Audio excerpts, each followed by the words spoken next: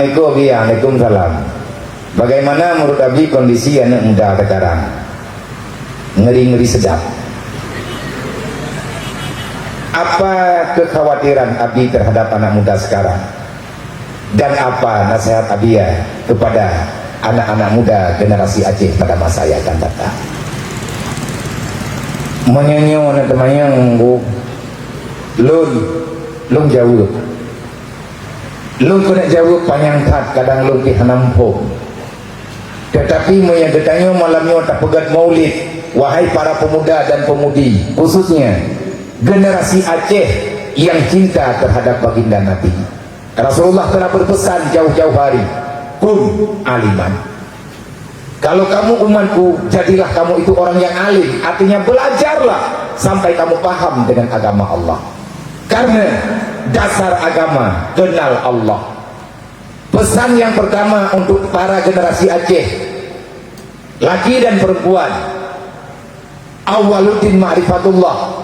Wahai para pemuda dan pemudi dan generasi Aceh pada masa yang akan datang, beka andalkan Aceh nyo bumo aulia menyeuramalah kita menyengsarakan apa yang telah diwasiatkan oleh baginda Nabi.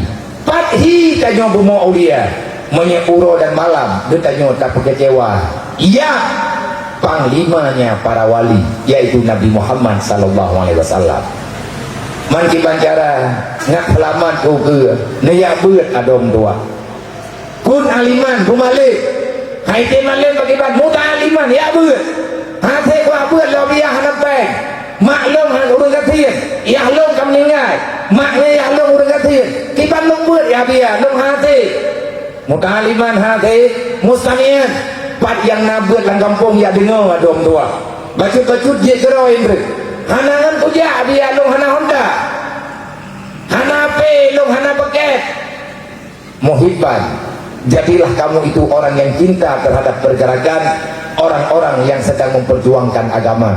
Bejit ke urang yang benci agama.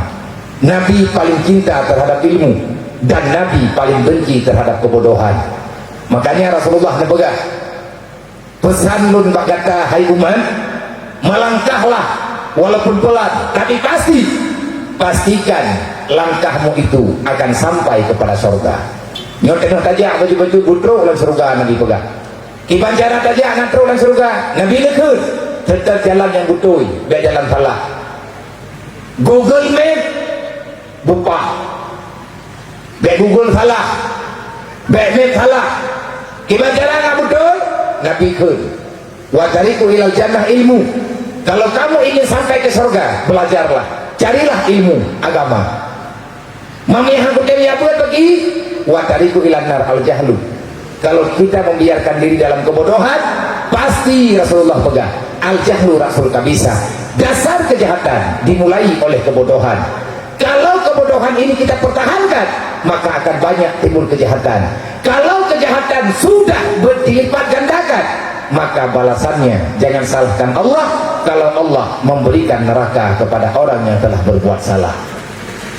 Semoga mak-mak anemin, khususnya Bapak Jaman, Bapak Kapolsek, Bapak Daramil, Mustika Plus, dan mandum tanya masyarakat, beta poplat kepada pihak Mustika atau tanya, buta tu jauh sikap kibancara terhadapi masyarakat tanya orangnya. Yang jelas masyarakat Aceh dimanapun berada, nyen umat Nabi Muhammad, siapapun pimpinan yang ada pada waktu itu wajib bertanggung jawab terhadap titipan Allah. Bak Nabi Muhammad ketitip bagedanya wala tamutunna illa wa antum muslimun. Itulah pesan Allah yang terakhir.